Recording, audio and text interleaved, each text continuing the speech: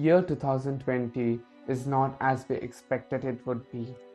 Especially for mankind, the year is proving to be a cursed one. In my last video, I mentioned the disasters caused by Amphan, but that was restricted particularly to 2 states. There are more severe cases where the existence of mankind is being tested today. I often question myself, why are we facing these things so often nowadays? The only answer I get from my consciousness is that the nature is taking control over us. Why is it happening? It's happening just because our own deeds.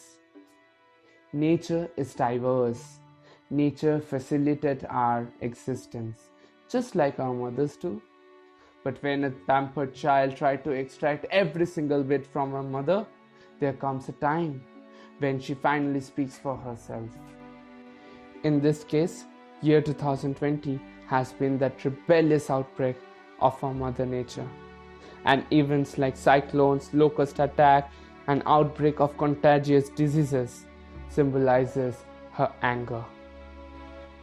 Earth, being the only planet blessed by Mother Nature, is a paradise, where every living and non-living being is being blessed with specific beauties.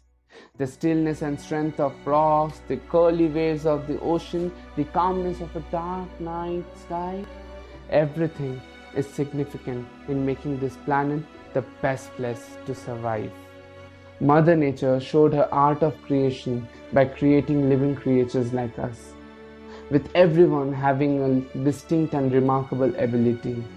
Fishes swimming in the deepest oceans without any superficial oxygen supply, birds flying at the highest altitude without any paraglider, arboreals swiftly climbing trees. All these are her creations. But then she decided to make humans the most evolved beings. Those who can attain all these milestones using their versatile brains. But what was her purpose? I think she made us to safeguard her creations, to protect them from being assaulted, to protect them from being violated. But are we doing so? Cutting trees for urbanization, killing her creations for a moment of pride, tampering her beauty for our luxury, doesn't seem to be pleasant. Initially, she thought that being the most evolved ones, we will be able to maintain a balance. But she has been proven wrong. Thus, she has now decided to give us the taste of our own medicine. If we want to survive, we need to take a pledge today. A pledge to protect her creation.